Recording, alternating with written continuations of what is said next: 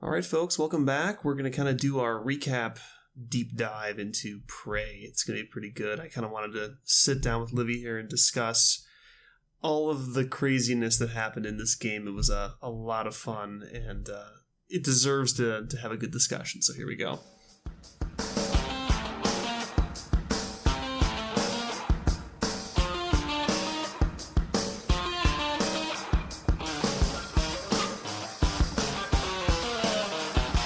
So I think one of the things I want to talk about first is kind of the core gameplay loop.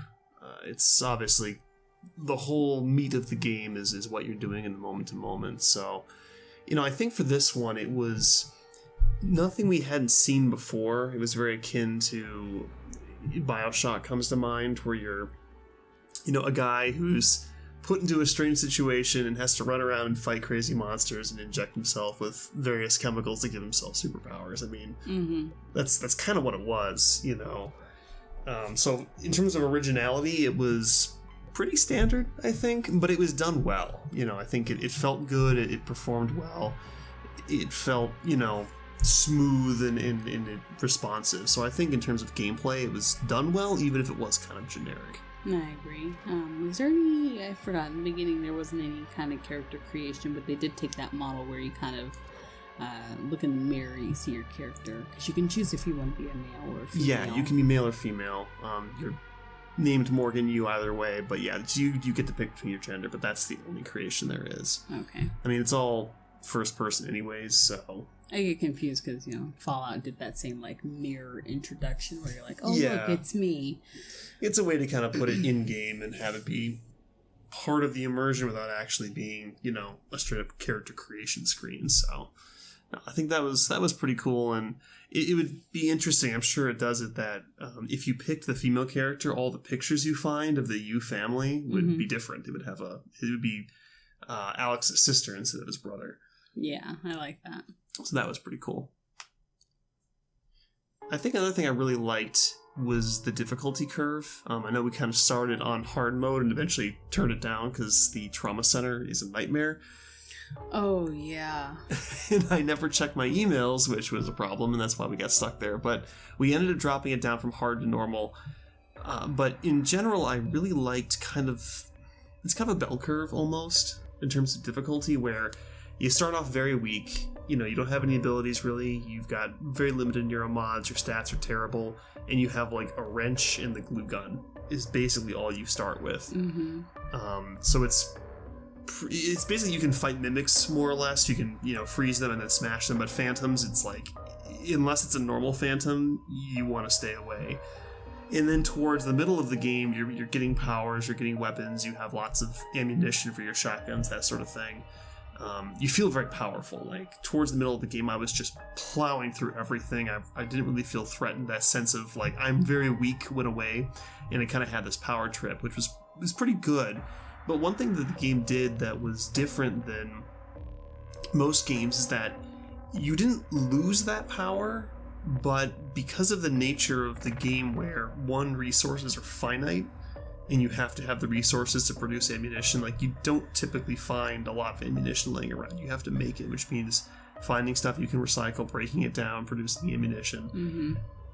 You start to run out of stuff. You kind of keep going through these areas over and over again, and you've picked everything clean, and after a while I'm like, crap, I'm having a hard time finding stuff with bullets.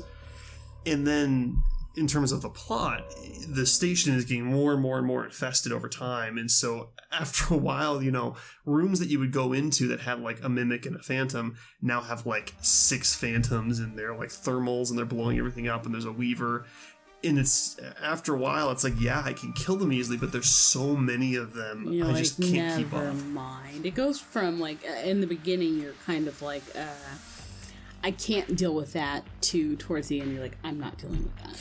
You change your whole attitude towards it by, do I have ammo for the... I'm out of here. You just run past things after a while. You're don't have time for you. Goodbye. Yeah, because you don't get experience for killing anything. There's really no advantage to killing something other than it might drop resources. But since the primary means of leveling up is neuromods, and after a while you have so many of them you don't really care anymore, that fighting becomes meaningless. There's really no advantage to it. All it does is act as a drain on your resources, and the station is so overrun by then that you're just like, I don't want to waste my bullets on this guy unless I absolutely have to, and so you just sprint past them. I mean, I know in the last episode, I think maybe the second to last, there was like a hallway full of them, and I literally ran and just jumped over them like, Mario, just like, nope. I'm like mashing the door button like, let me in, oh my god! You're like, I'm gonna get in the elevator to think, and we're going to just go somewhere else. Pretty much. Doors work. I mean, you end up, even with, what was it, the nightmare? Something that you're not actually supposed to try and defeat. Yeah. I mean, I know that they said you can, but it comes back, so it's almost one of those... It just sucks your resources dry. Why bother unless you just really want to fight something? Just, hide in the bathroom and hide in the bathroom, yeah.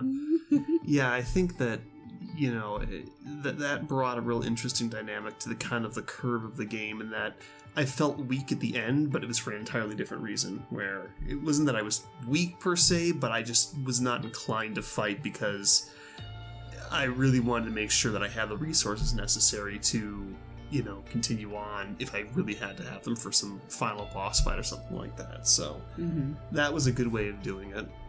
And to add that, the game gives you choices. The neuromods have different categories if you want to use.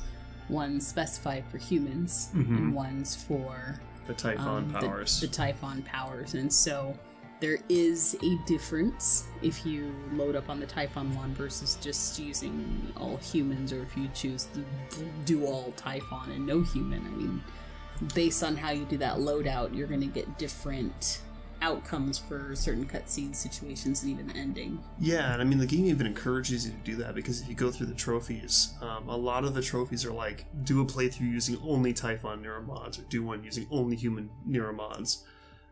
For ours, I chose to stick with human only just out of a whim, pretty much. I had no reason to, other than they told you, hey, if you use Typhon neuromods, the ship's turrets will detect you as an alien threat and attack you. Which sounded really bad, but I think there were so few turrets as I was walking around that it was like, and I didn't really use them, so I didn't really feel like that would have been a huge hindrance, more of a mild annoyance to deal with. Just think I didn't want to squirt that in my eye. Like, I don't really know what that is. Well, yeah, I mean, you find out that the neuromods, by their very nature, have exotic materials in them, and when you craft them, you're basically breaking down mimics and sticking them in the neuromods and then injecting yourself. It's more a matter of how they're programmed. What part of the brain are they going to change? Is it going to just give you a human ability, or give you something that a Typhon has by nature? So wait, backpedaling that. What makes the human neuromods? You're still because it makes sense in this terms of the plot, because the mimics are obviously, they mimic things, and the whole way that neuromods work is that it copies the neural pattern of someone to get a skill, and then you're injecting that skill into someone who gets mapped to their brain instead. So they're literally using the mimic material to copy the brain waves of someone else onto you. Gotcha. And that's why when we're in that office of that one engineer who realizes what exotic material is, and he's freaking out because he realizes, I've been injecting myself with mimic juice. Mimic juice? Like, holy shit. Mimic essence. Well, and then he files a report, and then they send someone down to, don't worry, we'll come and get you to protect you. Oh, sure. And, he ends up with a bullet in his head and slumped over in the chair. So, I mean... It's a different time in Neuromod. Yeah. And we removed it for you through the back of your head. In addition, when the mimic extracts that talent from the human, they die. Right? It kills the human when you extract it. It is a lethal process to have your ability taken from you. Oh boy. Yeah. So, there's a lot of ethical issues. Well, and the ethics of this game are I know that's driving into the plot now, but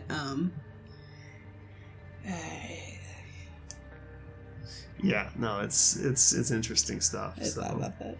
Yeah, I mean, but yeah, in terms of gameplay, I felt the game was above average. It was generic in the sense that we've kind of played this in terms of gameplay itself. We've kind of played this game before, but it was done quite well.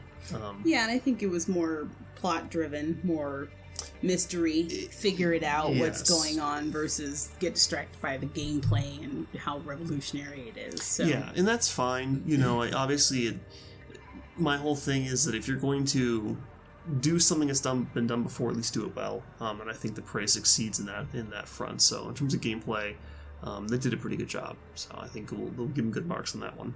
Great. So sound and music, this is kind of a funny topic for us. So, you know, here on Biomassed, we never get our sound right initially. And so our solution, because we had a lot of issues when we played Resident Evil, was that the sound from the television was echoing through our microphone. So we just turned the TV really far down and just turned subtitles on. And that worked well enough. And we continue to do that with Prey. The problem is that the game is very forgiving in terms of audio cues. So when like a mimic spawns or something, there's a very clear kind of shrill that goes on the sound for the game. We never heard that. So when we go back, I think I actually kind of made fun of myself in one of the recordings, is that, you know, I'm like walking around this guy's office like picking through his like banana peels and stuff, and in the recording, you can hear the sound from the game freaking out, like, oh my god, there's a mimic behind you. I'm completely clueless. I mean, literally, it's like watching a horror movie where you can hear the Jaws music, the dun dun dun dun dun dun. He's like, do, do, do, yeah. Do, do. And it's like, okay, there's a problem. Right, and then so you definitely need sound for this game because... I mean, I think it made it harder in some ways. You pretty much got ganked every quarter. Oh yeah, every time was just like, oh, I had no warning for that. And the game's like, we warned you like a good 7 seconds ago. You're just not paying attention. The whole time you're like, oh my god, I hate this. They just keep popping up. Someone's like, dude, didn't you hear the music? It's hilarious in the recordings, going back, you know, and seeing how completely oblivious I am most of the time to things creeping up on me, because the game really lets you know that something is coming at the very least. So I can't really speak so much for the sound design. We didn't really get our sound set up where we could actually hear it and not have the microphone pick it up until right at the end. But that's when we kind of realized, like, oh wow, like the sound in this game is actually pretty good. Yeah. It had a good sense of volume, I guess. Like when you hit stuff, it would kind of like resonate, like the wrench would kind of have this. It made sense, like I'm in a hallway and I hit this wall with a metal wrench to kind of have this like booming ring almost to it. So I thought that was well done, even if we missed it for pretty much like 35 plus episodes. Yeah, the sound is very satisfying. Even like throwing things or, you know, hearing the mug fall, or the very good attention to the detail of things like that. Mm-hmm. I wouldn't get to hear. So yeah, you know, everyone else did, just not us. Maybe next playthrough. We've got it figured out now, so we've got our sounds. So we can actually listen to games from now on. But you know, that's our usual MO here at Biomassed, is we never get the sound right. Now, one thing that was solid, and we turned it up because we actually had to re-record a couple episodes because of sound issues, but some of the music in this game is awesome. Yes. Like, there's ambient music, and then there's like actual, like 3 songs that come to mind. The best one is called Everything's Gonna Be Okay, and it's done by Nick Gordon, who does the Doom 2016 soundtrack, which is like one of the best game soundtracks you're ever gonna hear. And this one track that he did is it plays during the helicopter ride in the beginning. Okay. That one, and I'm just like, oh yeah. We turn it up, and I'm like, yeah, this is good.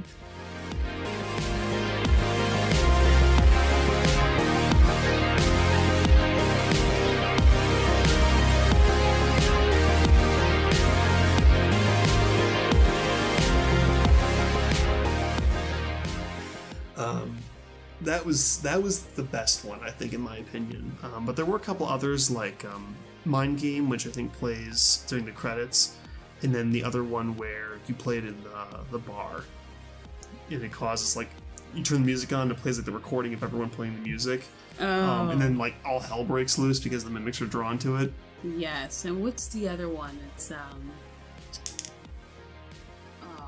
think about it. Maybe it's the one I was playing through the credits. The Mind Game one? Yeah, I guess Yeah. I don't those mind games. That one was really good. Yeah. I mean, it's very on point and kind of telling of the whole story. 'Cause, I mean, the mind game one in particular, because you obviously realize at the end that the whole game was this elaborate mind game of them pretty much screwing with you the whole time, and it felt very fitting. So I think the music was really on point. I mean, the ambient stuff was great, but I think the ones that were like actual songs was very, very solid.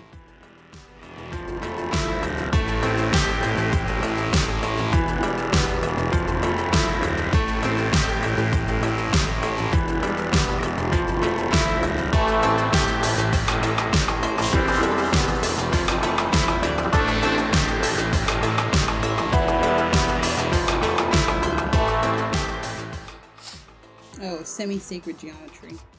Yes. Yes, that one played for the credits. Yes.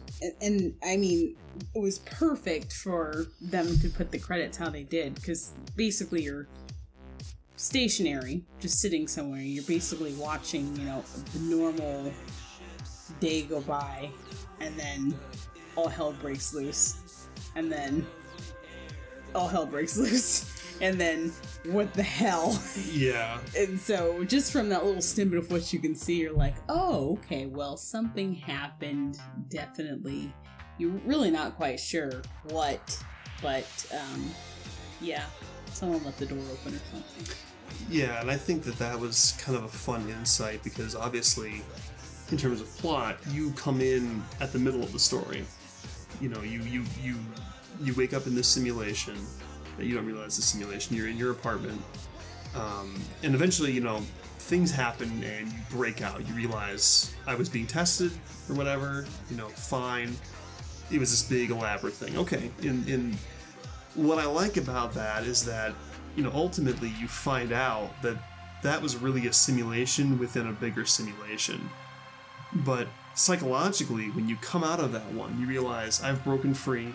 Mm-hmm. I have found the truth, and you have the sense of almost arrogance, well, I know what's going on now, or I'm going to figure out what's going on because that was fake, but this is reality. The fact that they give you a fake reality first, I think suspends your disbelief to a point where you don't even question that what's happening there could be also fake. And it ultimately is. It's literally like an Inception sort of situation. Well, it helps because everyone else, the other players, go, wow, we didn't know you were alive. We thought you were gone. Yeah. Where'd you go? So you're thinking oh my god, did they fake my death and shove me in a room and probe me for how long? And, it takes the suspicion away from everyone that you're on the ship with so that you can then feel inclined to help them. Yeah. You know what I mean? Mm-hmm. And be a good citizen to what they need and put your full faith on them when, in fact, they're players of the game too. So when you come to the end and you're like, really? You too? You too? I almost died to get your damn... Oh my god. Right? You're angry. You're but you didn't die. And I like that, kind of like you said, a lot of the characters are kind of almost set up to be instantly forgiven, or so like January, for example, the operator that you build or that you have built, he comes up and says, yeah, I'm an operator, you made me during one of your cycles of experimentation. I sound like you because it's intended to make you believe me more. Mm-hmm. I'm going to admit that to you. Mm-hmm. And it's almost like because he admits that in his programming is meant to be manipulative, you almost trust him more. Right. Because he's being honest about it. He's like, how can you blame me? You programmed me to be this way. Obviously you can't remember because something happened. But that's why I'm your fail-safe. I'm here to keep your promise to yourself. Yes. And you're like, oh, well, why would I do this if something wasn't going on? Yeah, obviously I had a reason to do this. Yeah, of course. And you even make that recording of yourself, where you're watching yourself. You kind of sit down and he says, "Good morning, Morgan," and you kind of explain in the recording to yourself, "This is what's going on. This is why you have to do this. This is important." Mm-hmm. And, it makes you more sympathetic to what's going on. You're like, okay, well, obviously I gave myself a purpose. This is what I have to do. Mm-hmm. And so you kind of go with it. Well, then December shows up, and December is another operator who sounds like you, who's like, oh no, man, don't listen to January, he's bad news. You need to just get the hell off this ship. Just bounce. Like, it's not even worth it, because January says, like, hey, I'm sorry, but you're gonna have to die with the ship. Doesn't really explain why, just that you have to go with it. And you kind of fill in the blank and go, well, maybe I'm infected, or I can't go back because I'm sick, or I have Typhon in me because I've been experimented on, something like that. Right, or something. Where December is like, oh no, just you need to leave, And I kind of went back and forth, and it's almost like it makes you. It's a weird mind game, because that's kind of a recurring theme here. Is that when you talk to December, you're thinking, well, this guy wants me to survive. And I programmed December at one cycle to tell me, just, you need to survive. This isn't what you're supposed to do. You need to just get off the station. And because January never tells you why you have to die, you're like, why do I have to die? Right? No, you just have to do it. So you start becoming more sympathetic to December, going, well, okay. And I kind of even talked about it when I was playing, like, I'm just going to kind of push both of these lines of thought as far as I can to see how much information I can get out of both of them. Mm-hmm. And then December dies. Yeah. He just he's talking to you, and then all of a sudden you hear him just cut out, and you eventually find him, I think, on the way to Psychotronics, just dead, just blown up, destroyed. And it's like, what the hell? Like, so this operator who's I apparently programmed is trying to help me survive, and then gets silenced. Right. And you really want to trust him then, because you're like, oh God, so obviously something's going on. Like, who would want you dead? Right. And ultimately, if you follow his quest line, it takes you to stealing Alex's escape pod key and jettisoning from the ship, which is a bad ending. Yep. It's an ending that causes you to fail, the overall simulation. And that was interesting. They like to set up these situations where you have conflicting points of view telling you to do different things, and they make them valid. Like, there's good reason to believe both of them and good reason to distrust both of them. Well, they try to set it up on, well, we're looking for someone who has morality. And it's like, well, does that have anything to do with self-preservation? It's like a factor. It's like, I want to get out of here. I don't care about anybody else. They had access to this escape pod too. Mm-hmm. They could have got the fuck off too. So why am I being punished for wanting to leave too? Yeah. They obviously want to go, so... Well, and that ending you get is kind of interesting, because that was actually the first ending we went with, was the let's run from the station, and we'll try the bad ending. We were kind of sure it was a bad ending, because it was... The way it showed up in the quest log was optional rather than main story. And it was way too easy. Yeah, like, I could have jettisoned, like, halfway through the game. Yeah. Because I got there before I was supposed to. I was able to kind of shimmy my way across the side thing, and I got to the platform, and I could have left. I waited, but I could have left way earlier. Yeah, go ahead and just bounce. Okay. And so, yeah, that was the first one we tried pretty early on in the last few episodes. And you jettison, and then Alex comes on, and he's like, of all the ways that the test could have changed you, this was the least expected. We failed, start over. And at the time, we didn't know what the ending of the story was. We were like, what the hell? Right. And you think at that moment, because they talk about it throughout the story, that you went through a series of tests, and they kept testing your personality to see how your personality would drift over time. And at first, you think, that's it. He's talking about that test. You don't realize he's really talking about the overall test. Yeah, or this isn't the one. This isn't the one, and you're kind of confused. You're like, okay, well, that's weird. Like, how many of my meat sacks do you have hanging somewhere? Right. And it's you die. I mean, it just straight up says no life signs found, and it's the same game over screen as if you were killed. So obviously, if you eject and get the bad ending, you're just executed. Yeah. Like, you just, they don't even show you the pod doesn't ending. even go anywhere. That pod probably isn't even real, as you Well, it's learn. not. It's all simulation. You're just in there, all of a sudden you just fried. Okay. Pretty much. You just put yourself in an oven. Yeah. And so that was interesting. And I think that kind of brings us to the deeper plot, which is the true ending after the credits, when you wake up and they pull you out of the second simulation. And I really liked how our understanding of the plot kind of progressed over time, because we kind of figured out bits and pieces, and I'm usually pretty good at spotting how a story is going to end before it ends. Mm-hmm. But this one was really good at holding you back just enough. It kind of kept feeding you little bits as you went along, and I don't think we really... the ending was, I think, ultimately predictable, but we didn't figure out until, like, right before the ending when... Yeah. I was like... They show you the flash of seeing the city covered in coral. And you're like, oh, damn. And I'm like, what if Earth has already been infected and this is a second simulation? And then I think, Livy, you were the one that came up with the idea that what if the whole point of this simulation was to project empathy into a mimic? So we kind of guessed we were a mimic, or something like a mimic, pretty early on. They kind of give you that there's more to it than what appears to be. But you don't figure out, at least we didn't, that there was a second simulation until the very, very end. And that was good. I liked being surprised and having that, like, oh shit moment, without the secret ending coming out of left field. Like, I felt like we arrived there at a good pace, and that felt really good. Even if we figured it out right before the end, it was a good aha moment, and I think that was really good writing on their part. So when that secret ending popped up, and we kind of got caught off guard by that one, because like, oh crap, we had stopped recording, and I'm like mashing the record button because this thing's loading up a secret location. Yeah, I'm like, we thought it was done, so we let the credits roll, and so it's like, I was like, oh, okay.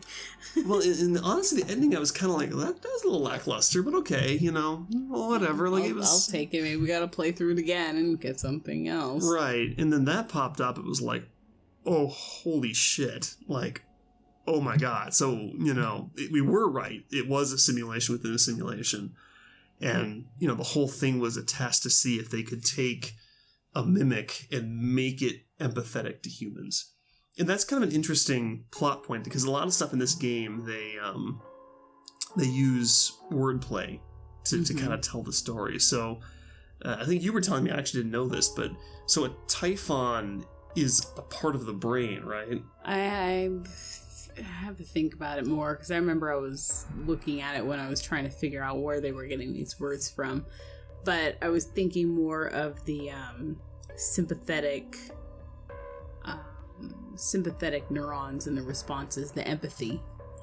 And I think they were trying to say the typhons or something like that. Well, it's interesting. I can get the better, written out to make better sense, but there's some things that just... The mirror neurons is what the theory is of trying to figure out what really makes humans understand the feelings and emotions of other humans.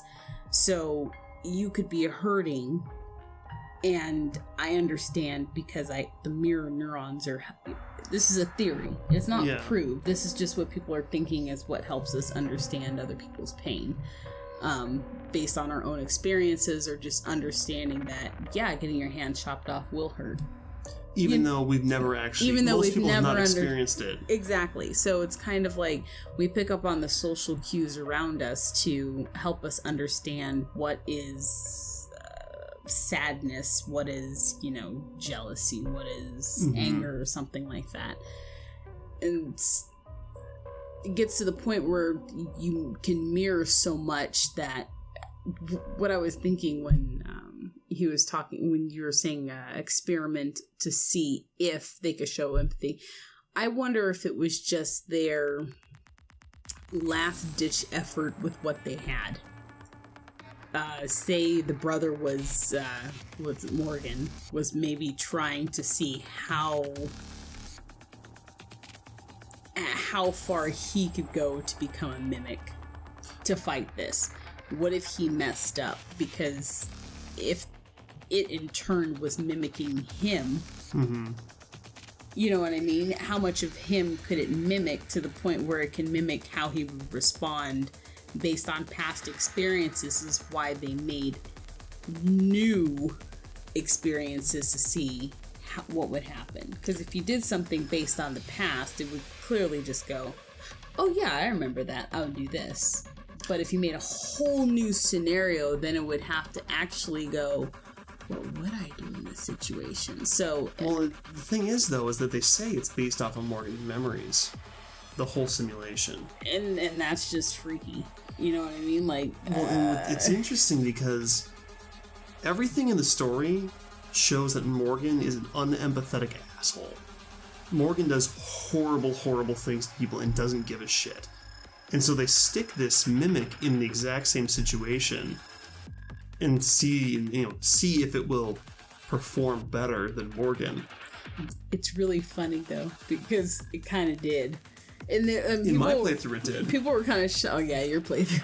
People were kind of shocked because they're kind of like, "Wow, you saved me." Morgan would have just been like, "Guess you're out of luck, bitch." Well, and even that medicine's far. and even in the simulation itself, they are almost a little surprised that you even bothered.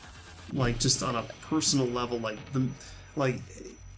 based off of how Morgan remembers those people, they don't expect him to be empathetic. They expect him to be very cold and calculated, and I'm going to be as efficient as possible, and I'm just going to get it done. And yeah, I'll grab your medicine, it's on the way, but I'm not going to go out of my way to get it. Well, look what they were doing. They were experimenting on things that was, one, killing humans and killing mimics, and you can't really have much empathy when you're doing something like that. So humanity was losing its empathy while the Typhons were gaining it. Well, and that kind of led me to my conflict at the end, because at first we kind of laughed about it, because Alex sits you down, they all kind of go through it, and they're like, hey, how did he do? How empathetic was he? And they kind of go through and they kind of recap how you performed in the simulation. Did you help people? Did you go out of your way to do things that were nice, even though they weren't necessary? Like, Igwe asks you to go and get, like, this one thing from that pianist. Yeah. And there is zero value in it other than he just wants it because it's important to him. Yeah. And I went and did it. Yeah. And I think part of it was, it's a video game, I'm going to do side quests. Because a lot of times there was no reward for doing side quests. They were just like, thanks, I appreciate it, True, yeah. But I did it anyways. I behaved how I personally, as a gamer, felt was important. And I think that kind of dials in on kind of the brilliance of what I like about this game, is that there's often very little reward for doing things, other than you get to tick it off of the side quests list. But it's not like, oh, I, did this for Igwe, like, especially the empathetic stuff where you're helping people for personal or emotional reasons. They very rarely give you anything. So the only reason to do it is your own self-satisfaction, and I did something nice for this character. Because you're a good person. So you're saying it speaks to your personality. Because you would help everyone, but as soon as they cross you, you're burning down a building. Yeah, exactly. Yeah. But I think that really dials in kind of the brilliance of how this whole thing works, is that without realizing it, you're taking a personality test in this game, and it is telling you, hey, we weren't giving you a reward for doing nice things. You just did it on your own. You knew you weren't going to get much out of it, but you still did it. And then the game says, good job. If you are role-playing this mimic or this phantom or whatever, you have actually successfully shown that you're being empathetic. You are being a good human. And I think that's really kind of where a lot of the brilliance for this game comes out for me, where it's like, wow, I actually kind of got, mind fucked by this game, because it has successfully tested me as a person. And I did good, empathetic, nice things for people for no reward, and didn't even think about that there was no reward. It wasn't until afterwards where I was like, oh, I really got nothing out of most of that. I just wanted to do it, and so I did it. And in some cases, you look like a total asshole, because, like, the one lady went and I think she found out... She found out that Morgan had executed her father in go. an experiment, and you had the option to Not to reveal delete that the to her. recording and not give it to her. And I think I said, like, in the moment, like, personally, it wasn't even a question. It was like, I did it. Like, I'm not gonna sit and try to cover up my shit. You know, I'm gonna own up to it. Me as a player didn't even question it. Like, I didn't even think about, like, could this end badly for me? It was just like, I gotta tell her. You know, I felt bad about it. And the game even mentions that. It's like, yeah, it was self-incriminating on a moral level because it felt that it had to make amends for what it had done. Me as a player didn't even do those things. It was a past self or a simulated past self that did it, but I still felt responsible even though I don't remember doing it, and certainly wouldn't have done it myself had the thing arose. I mean, they even give you a situation where you're talking to that prisoner, and you have the opportunity to get exotic material out of that situation, which is very useful at that stage of the game because exotic material means you can make neuromods, which means more skill points, and you're kind of starved from at that point. And I sat there and I was like, no, I'm not going to kill this guy, even though the situation where he kills her father is very similar, where they release the mimic into the chamber so it can kill the guy, so they can see how it goes and get it out. And so as a player, I was given a similar situation and said, no, I'm not going to do that. And it kind of shows that difference between what Morgan did versus what a mimic who is reliving Morgan's memories did, and that difference that, as you said, the mimic is actually a better human than Morgan. And that's kind of where I got a little conflicted at the end, because the whole synopsis is, okay, Alex sits you down, he's like, okay, so the reason we did this is because we wanted to see if we could take human empathy and put it into a mimic. And you have the two responses. Do I either take his hand and go, yeah, I'll help you save humanity, or kill everyone in the room? And we kind of laughed about it, like, well, that's kind of weird. But if you think about it, so the first time I was like, okay, yeah, I'll help you out. You know, I want to help humanity, even though I think you're a jerk. And then when I went back and played it again, I'm sitting there thinking about it, and I'm like, so you motherfuckers, these people on this station, or not all of them, but some of them did horrible things to people. Like, they did not give one shit about the volunteers they were, you know, quote unquote, were bringing on, and literally feeding to mimics just to get test data, killing people, you know, because they had a convenient source of human bodies from, I think, Russia. Russian prisoners. Yeah, Russian prisoners. That translates to volunteers in Russian. There you go. And horrible, horrible things. And they're like, yeah, well, we want you to be more human, so we want you to be more empathetic. And I'm like, all the humans that were doing this shit had zero empathy whatsoever. Like Morgan, like that recording of Morgan, you know, killing that woman's father. Yeah. He does not give one shit. Like, they're like, Morgan, are you sure? And he's like, do it. He doesn't even hesitate. Doesn't even feel bad about it. He's like, we're doing it. And so I was like, you know what? Screw you guys. Like, you come in here and you're like, well, we want you to be more like us. And I'm like, I'm already better than you because I didn't do the things that you guys were doing. The humans had less empathy than I did as a character. Right. But if you behave like they did, they go, oh no, you're not empathetic. And they just kill you. You know. Oh, you have too much self-interest. Oh, you didn't help people. You just killed that prisoner. You don't count. We're gonna kill you. You weren't nice to us. So yeah, if you behave like the humans, they kill you. If you're better than them, then they let you win. They let you live and ask for your help. And I was like, screw you guys. Like, I was getting just pissed off about it. And I mean, in a broad sense, okay, I kill Alex and some operators, but does that really help humanity? Well, it depends. You can go ride the neural network and see what's going on. Be like, yo, what's up, man? Right. And it's like, so looking back now, it's like, were certain people assholes? Yes. Do they deserve to die? Absolutely. And I'd probably still kill them if I had the chance. But humanity as a whole, there were a lot of good people on that station. And I'm sure there's a lot of great people on Earth that need help. Killing Alex probably isn't going to facilitate a better experience for humanity as a whole, you're better off cooperating with him. But on a moral level, it just kind of pissed me off that they're like, oh, well, we need your help, you know. We good job, you're empathetic like us. And I'm like, no, you're not empathetic at all. You guys are jerks. And so I really did like that decision at the end. I felt that it seemed a little silly at first, but the more I thought about it, it was like, that's actually a really good question. Like, do these people deserve to live? Like, after all they've done, after all the stuff they put everyone through, do they deserve to live? Because from my perspective, I was a much better person than they were, but they are almost like, oh, well, good job, you're adequate, you know, we'll let you live, and it was kind of bullshit, you know. Well, you know, they sat and judged you, and you got a chance to judge them. Pretty much, right? I mean, towards the end. Mm-hmm.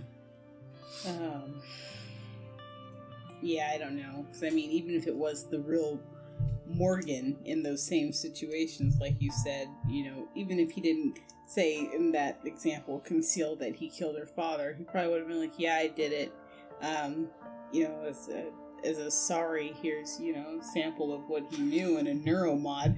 I mean, come on, he was an asshole. Well, and that's the level of, like, Igwe, for example. He's like, well, yeah, we kill people, but by extracting their brain patterns and distributing them amongst other people, that person basically gets to live forever in other people's minds. Yeah, and it's like, sure, if that makes you feel better, but you still killed the guy. Like, they also live forever inside the coral, and they're asking me to kill you. Well, and that's another interesting thing that we didn't get in our playthrough when we looked it up online. So, in our playthrough, I didn't inject any Typhon Neuromod powers. I kept it pure human, no Typhon at all. And I think that if you... Because, like, a lot of the stuff, like, if you inject the Typhon Neuromods, you get different skills where it's like, if you touch coral, your psychic power recharges, like, you're feeding off of the coral. And in one ending, we saw where you place the null wave transmitter on, like, the heart of the coral, like the central piece of the coral. Mm-hmm. There were voices like, kill them all, you know, kill them all. We didn't get that in our playthrough, so I'm guessing that if you are heavily modified with Typhon powers, you can actually kind of tap into that neural network. And at first you think, okay, well, that's the Typhons, you know, saying kill them all. But then if you read into some of the lore tabs, you realize that the Weavers, which are the big, you know, kind of tentacle things that spit out the cystoids that blow up, and I hate them. The Weavers take the corpses of people and they turn the bodies into phantoms. You kind of see that happen. But what they also do is that they literally weave the coral. And the coral is made up of the consciousness and the neural patterns of the humans that they have consumed. So the coral is actually the thoughts of the people on the station. And that's when you hear, kill them all. Yeah. And it's like, once again, you're like, what's worse, the humans or the Typhons here? I mean, going back to kind of what we were talking about before with the mirror neurons and that sort of thing, they even say the Typhons can do everything that humans can do physically. You know, they're physically superior to us. They can do pretty much everything better than us, except they lack mirror neurons. They don't empathize. They have no ability to empathize or understand the pain of others, which is why I think the naming convention is interesting, because they're named after the part of the brain that provides empathy. Which could be kind of part of the plot when they call them Typhons, because they're trying to get them to be more empathetic. But right. That aside, you think about it, okay, well, these Typhons are running around killing people, but they lack any form of empathy whatsoever. So for them, they're almost like toddlers. They don't really grasp the severity of what they're doing. They're just surviving. That's just their base nature. It's almost like a xenomorph from the Alien series, where it's just killing because that's what it does. You know, it doesn't think, it doesn't even have the ability to look at something else and go, wow, that would probably suck for that thing if I killed it. It just doesn't, because it doesn't know. The humans, however, we have the ability to empathize. We absolutely do. So when we turn around and just start murdering the shit out of all these people, we're intentionally ignoring our empathetic response, and we have the ability to understand and to empathize, and we just don't care, or those characters didn't care. And it's almost like you can kind of forgive the Typhons for what they're doing because they don't know any better. Mm-hmm. But people like Igwe, they absolutely know better, and they even have to convince themselves of these kind of bullshit reasons of why it's okay. Well, yeah, I killed him, but he'll live on forever in his brain and other people. He'll be good. Yeah, and it's like that's their way of covering their asses ethically in their minds. But at the end of the day, who's the real monster? The one that doesn't know any better and kills, or the one that does know better and still kills? Exactly. So I think kind of the real question is does humanity deserve to live? And I think that's the real end question there, and that's what I really liked about that ending. I mean, another interesting thing is slight differences in how the endings go. Like if you escape in the shuttle after blowing the station up, you see the shuttle flying towards Earth, and there's little bits of the station flying after you, and that's like, okay, that's a little weird. Fine. If you stay on the station and die with the station, you see the shuttle flying off, but there's no debris. It's kind of weird. Like, there's really no reason why there'd be a difference, but for some reason the game shows you a difference. Yes. And I almost wonder if, for whatever reason, escaping and going against what January says you have to die with the station, for some reason, it almost like infects Earth. Because they even say, if even one mimic makes it to Earth, we're all screwed. You're all done. But for some reason there's a difference. It's very weird. But Earth is screwed anyway. Well, but we're speaking in terms of what you understand within the simulation. It is based off of memory, so chances are something very similar did happen on Talos 1. But for whatever reason, it ultimately ended in Earth being infected, True. She's always like, I keep having these dreams. Right. Like, oh, right. Okay. Yeah, and that could be his connection to whatever. I mean, we know that the mimics kind of operate almost telepathically on a galactic scale with each other, so who knows, maybe the mimic who ate Morgan originally, if Morgan did die, is kind of uploading the memories to the network, and, your player character mimic is picking up on it. Someone ate Morgan's face. Yes, probably, because Morgan's an asshole. Dude. Oh, one thing that was really interesting was the test you take in the beginning. Oh, yeah. In the first simulation. So you take the test, and they play it up as, hey, we're testing you with some ethical questions to see how your personality has drifted through multiple tests. Okay, fine, I believe that. And they ask kind of normal questions that you might expect in that sort of thing. So it's like, do you like to try new things? And I think I answered, yeah, I like to try new things. Okay. And then it gives you the story, it's a common ethical question they give where, there's a train coming down a track and there is one person on one track and there's 10 people on the other track.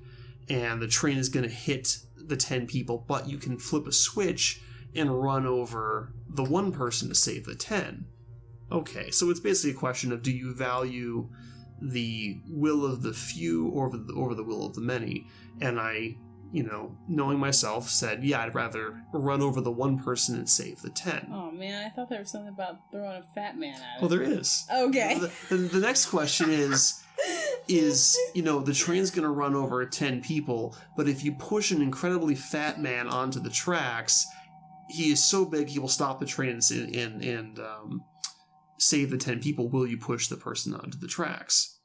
And I said, push the fat man onto the tracks and save the 10 people. He's probably not going to last long anyways in his current state.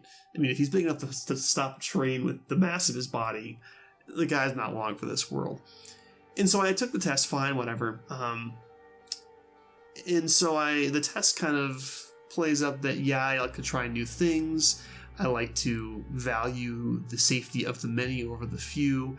And, I'm fully willing to kill a very heavy diabetic man to save a group of people. Fine.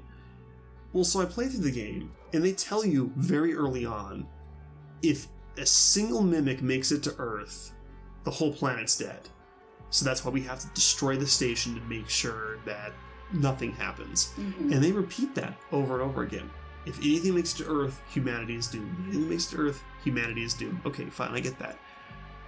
But there were multiple cases where I helped people get off the station safely, effectively breaking quarantine, and did not even think once about, I'm actually breaking quarantine and could literally kill humanity by doing this. Yep. And so in that moment, I'm valuing the lives of the few who are directly in front of me over the lives of the many who are on a planet, far away. And so I've already violated what I originally said I would behave as. Pretty much.